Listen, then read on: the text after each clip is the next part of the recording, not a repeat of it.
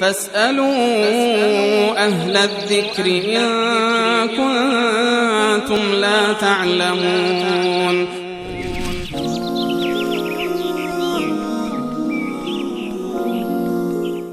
بیننده بعدی پرسیدن که آیا کسی که جنوب شده میتواند دست به قرآن بزند و قرآن را بخواند؟ بفرمایید. در مورد جنابت من بارها این مسئله را توضیح دادم خدمت بینندگان عزیز که جنوب یک سری احکامی را دارد و اساساً تعریف جنابت یعنی حالتی هست که انسان با آن باید غسل بکند. ما دو نوع حدث داریم، یعنی دو نوع ناپاکی هست. یکی ناپاکی اصغر هست، حدث اصغر، و دیگری حدث اکبر. حدث اصغر یعنی بیوضو شدن، دستشویی رفتن یا شکستن وضوی انسان که از این تعبیر میکنند به حدث اصغر. برای رفع حدث اصغر و برای بیوضویی وضو کفایت میکنه، انسان وضو بگیرد کفایت میکند و انسان در واقع پاک میشود. و برای حدث اکبر حتما باید غسل بکنند. برای بیوضویی کافی است که اعضای وضو را بشورند و برای حدث اکبر که جنابت هست این کل بدن را باید بشورند. و حدث اکبر با چند چیز حاصل میشه، یعنی انسان جنوب شدنش از چندین چیز هست. یکی این که خروج منی باشه. خروج منی تفاوتی رو نداره که زن باشه یا مرد باشه. خروج منی چه مرد چه زن باشه در حالت بیداری یا در حالت خواب، هر دو مورد یکی هستند. حکمشون این است که انسان در واقع جنوب می شود، یعنی این که منی از انسان خارج بشود. و تعبیر منی همون آب غلیظی هست که در واقع شهوت انسان و غریزه جنسی انسان به صورت کلی در واقع شکسته می شود و تفاوت داره با مزی یا ود که دو مورد جداگانه هستند. مزی یا منی در واقع اگر تعبیر درستی باشه به معنی ارضای نهایی انسان هست. در این صورت غسل واجب می شود یا با همبستری کردن در میان زن و شوهر، و در صورتی که کاملا همبستری با هم دیگر کرده باشند، از هم دیگر کامجویی کرده باشند، با بغل کردن و با بقیه موارد غسل لازم نمی شود. یا این که انسان در خواب هست احتلام بشود، خوابیده احتلام می شود، خواب می بیند و احتلام می شود. اگر بیدار شد و آثار احتلام بود باید غسل بکند، اگر آثار احتلام نبود غسل بر اون لازم نیست. این مواردی هست که غسل بر انسان واجب می شود. اما زمانی که غسل بر انسان واجب شد چه چیزهایی بر انسان حرام می شود؟ چه چیزهایی بر انسان حرام می شود؟ 5 مورد هستند که برای شخص جنوب جایز نیست که این کارها رو انجام بدهد. یکی از اونها نماز خواندن هست. نماز خواندن تحت هیچ شرایطی برای فردی که در حالت جنابت هست این جایز نیست. در آیه وضو در آخرش الله متعال میفرماید و ان کنتم جنوبا فطهروا، اگر جنوب بودید و میخواستید نماز بخوانید فطهروا یعنی خودتان را کاملا پاک بکنید، یعنی اینکه غسل بکنید. این نماز خوندن مورد اولی هست. مورد دومی طواف کردن هست، بنابر حدیث عبدالله ابن عباس رضی الله تعالی عنه از در سنن ترمذی که گفتند که الطواف بالبیت صلاتون، طواف به خانه کعبه مانند نماز است، حکمش حکم نماز است. پس بنابراین مورد اول نماز و مورد دوم طواف هست که جایز نیست، و مورد سوم دست زدن به قرآن کریم هست. دست زدن به قرآن کریم هم جایز نیست.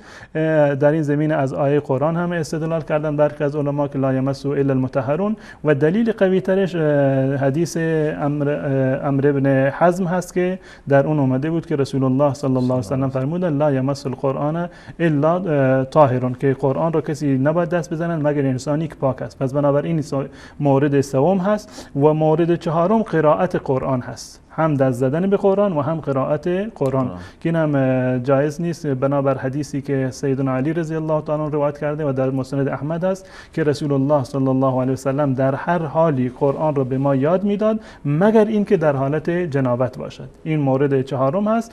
و مورد پنجم ماندن در مسجد هست، یعنی این که انسان در حالت جنابت در مسجد بنشیند و در اونجا در واقع ماندگار باشد، این هم جایز نیست. عبور کردن از مسجد هیچ اشکالی رو نداره که الله متعال میفرماند که ولا تقربوا الصلاة وانتم سکارا حتی تعلموا ما تقولون، زمانی که نشستید وارد مسجد و مشغول نماز نشوید. ولا جنوبا الا عابری سبیل حتی تغتسلوا، و نه در حالت جنابت، در حالت جنابت هم وارد مسجد نشوید مگر آنکه غسل بکنید. پس بنابراین شخصی که جنوب هست این 5 مورد رو نمیتونه انجام بده.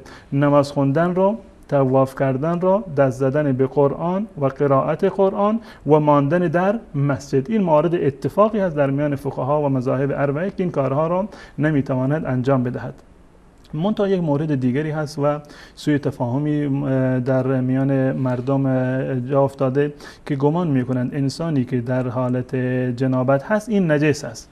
مثل اون موردی که من قبلا عرض کردم، در برای کسی که شراب خورده باشه نجاستش نجاست ظاهری نیست، حتی خود نجاست خمر و شراب هم نجاست ظاهری نیست بلکه نجاست معنوی هست. با جنوب شدن انسان نجس نمی شود، درست هست ناپاک می شود و حدث اکبر هست، نماز خوندن و این مواردی که عرض کردم جایز نیست، اما بدین گونه نیست که نجس بشود، به هر چیزی که دست بزند یا عرقش آب دهانش همه رو ما نجس حساب بکنیم.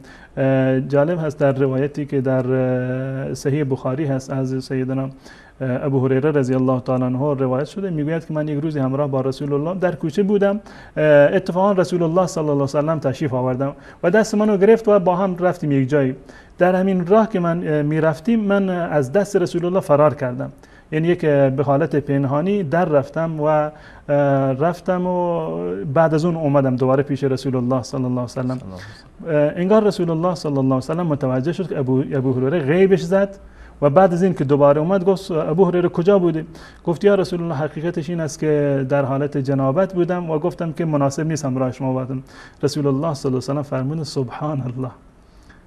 واقعا جالب از جمله رسول الله صلی الله علیه و سلم، سبحان الله ان المؤمن لا ینجس. سبحان الله، مؤمن نجس نمیشه، ناپاک هست، اما این ناپاکی یک حکم معنوی هست، بدن ظاهر بدن انسان نجس در واقع نمیشه. پس بنابراین کسی که در حالت جنابت هست هیچ گونه اشکالی نداره، خوردن جایز هست، نوشیدن جایز هست، برای زن جایز هست که به نوزاد خودش شیر بدهد، برای زن جایز هست که آشپزی بکند یا کارهای دیگری که هست، هر کاری را مطلقاً میتونه انجام بده به جز این مواردی که خدمت شما من عرض کردم. منتها سنت رسول الله صلی الله علیه و سلم در چنین موارد این بوده که در واقع بعد از جنابت وضو می گرفتند. یعنی اگر کسی بعد از جنابت بخواهد که بخورد یا بیاشامد یا این که کار دیگری رو انجام بدهد، مسنون هست که وضو بگیرد، لازم نیست که غسل بکند. اگر وضو بگیرد اولاتر و بهتر است. اگر وضو هم نگیره بازم خوردن و آشامیدن هیچ گونه اشکالی رو ندارد. خوابیدن در حالت جنابت کاملا جایز هست. انسان سر شب اگر جنابتی به اون دست داد میتونه تا وقت سحر تا وقت نماز صبح در حالت جنابت باشد، هیچ گونه گناهی بر اون نیست و مرتکب خطایی نشده. اما در هر صورت سنت هست و مستحب این است که انسان در حالت پاکی باشه، سعی بکنند که زودتر اون حالت جنابت و ناپاکی را از خودشون دور بکنند، اما اگر به تأخیر افتاد هیچ گونه گناهی و معصیتی شمرده نمیشه.